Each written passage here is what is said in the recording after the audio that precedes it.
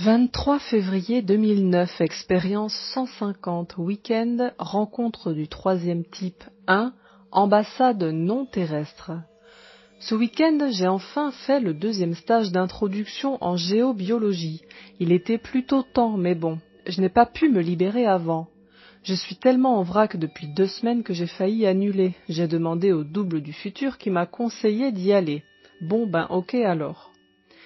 Donc j'ai retrouvé la même chose qui me fait du bien à chaque fois, le partage dans la simplicité avec différentes personnes concernées par ce genre d'expérience, chacun avec son vécu et son histoire. Certains, comme moi, ont trop de perceptions et cherchent à les canaliser. D'autres veulent comprendre ce qu'ils perçoivent et d'autres encore souhaitent affiner leurs ressentis. Il est assez marrant d'entendre quelqu'un te dire qu'il ne ressent rien et ne sait pas trop ce qu'il faut voir, alors qu'il te balance des phrases inspirées toutes les 2 minutes. Les perceptions ne sont pas seulement énergétiques. Dès le départ, en faisant l'inventaire, on trouve sur plusieurs d'entre nous, moi compris, une construction énergétique bizarre, une espèce de casque sur le coronal qui filtre les infos. Apparemment quelque chose de négatif qui a été placé sur nous pour nous brider, et ce n'est pas récent. Ce qui est étonnant, c'est que nous sommes 3 à avoir ce genre de construction dans le même stage, mais bon, il n'y a pas de hasard.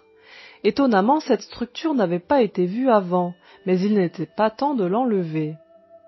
Après vérification avec le géobio, ce que confirment mes sources, il s'agit d'une construction énergétique faite par des êtres non terrestres pour brider nos capacités et nous empêcher de voir certaines choses. Quoi? Aucune idée. Si c'est révélé, c'est qu'il est temps de le changer. Ce genre de construction ne peut être enlevé que par des non-terrestres, mais apparemment ils ne peuvent intervenir que sur certains lieux précis, des lieux qui leur servent d'ambassade. Il semble qu'il y ait des conventions et des traités entre les différents non-terrestres et qu'ils ne puissent agir respectivement que dans des cadres précis. Nous trouvons donc, en nous faisant guider par l'énergie d'un de ces êtres, un terrain totalement anodin qui leur convient. Après vérification, il y en a partout, il suffit de demander à être guidé vers là. Dès que nous arrivons sur les lieux, tout le monde a un ressenti différent. Beaucoup se sentent très mal à l'aise. Moi j'avoue que ça ne me dérange pas, et curieusement les autres casqués non plus. Il faut dire que même si ces énergies vibrent haut, elles sont assez éloignées de l'humain, et donc pas totalement idéales pour nous. Question d'affinité, dirons-nous. En quelques minutes, l'opération est effectuée et les casques enlevés. Sur le coup, je ne sens rien de spécial, si ce n'est une certaine libération.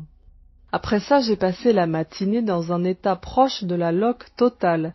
Une espèce de feu s'est mis à me brûler littéralement de partout, et je me suis installée à côté du broc de tisane en buvant verre sur verre en attendant que ça finisse de s'en aller. Une espèce de nettoyage des vieilles choses devenues obsolètes apparemment. Tout le monde en a profité pour faire l'inventaire des esprits de la nature présents sur chacun et qui souhaitent être vus. Pas mal de trucs étranges et non répertoriés dans les légendes, mais apparemment certains esprits ne souhaitent pas être connus du grand public, mais souhaitent manifester leur présence aux personnes qu'ils accompagnent. Donc alors qu'on fait l'inventaire des miens, j'avoue que j'y suis allée à reculons vu l'état dans lequel j'étais, on trouve sur moi plusieurs esprits totalement inattendus. Une sirène et son bébé m'accompagnent. Il est vrai que j'ai une peur bleue de ne pas savoir m'occuper d'un enfant, et il semble que l'univers ait répondu à ma demande en me faisant former par une maman experte. Il se manifeste également une énergie étrange que le géobio identifie comme un être angélique ou christique, qui ne souhaite pas qu'on l'identifie, mais apparemment il souhaitait révéler sa présence au géobio. Mes maîtres m'avaient prévenu qu'il ne se révélerait pas et m'est fait de l'air et de l'eau, bien qu'étant toujours là pour répondre à mes questions, si j'ai des doutes, ne m'accompagne plus officiellement. Donc j'ai été étonné que l'un d'entre eux se manifeste. Un peu plus tard, alors que je finis de cramer tristement dans mon coin, faut dire que depuis 15 jours de gros travaux énergétiques, je commence à en avoir un peu marre. Le géobio vient me faire une manipulation. Il me fait lever et commence à transférer une énergie sur mon corps. Sur le coup, je me suis dit, putain, c'est un dieu de la guérison, c'est pas compliqué. Partout où il passait la main, le feu s'arrêtait de brûler et l'énergie modifiait son parcours. Un soulagement très important pour moi. Il m'a dit qu'il ne faisait que servir de channel à une autre énergie plus élevée, celle qui s'est révélée, je suppose, qui souhaitait passer par un humain pour effectuer l'opération. En fait, après discussion avec ces énergies, ils ont choisi la manière la plus juste pour moi de faire cette opération. Il semble que ce qu'ils ont modifié devait rester à un niveau humain, et il était plus judicieux de faire comme ça. Je suis là pour vivre une vie humaine, pas pour me faire transformer en autre chose de plus éthéré, et il vaut donc mieux que les choses passent par quelqu'un plus proche de ma réalité. C'est le peu que j'en ai compris. En tout cas, j'avoue que ça a été un soulagement très important. Il est resté simplement une brûlure sur les bras, les jambes et le cou, mais bon, c'était le début du week-end. Le soir même, nous faisons une petite séance musique après le repas. Nous nous couchons tous sur des matelas et le géobio utilise différents instruments pour générer des sons de guérison.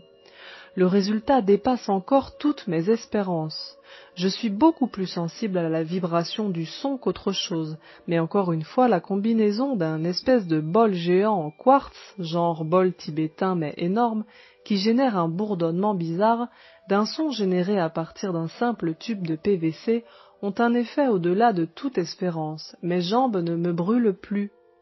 Après diverses vérifications avec toutes mes sources, y compris Double du futur, ça a vraiment résolu mes problèmes sans aucun souci derrière. PS, l'instrument en PVC est un instrument de rituel qui a plus de 10 000 ans, son nom est le didgeridoo.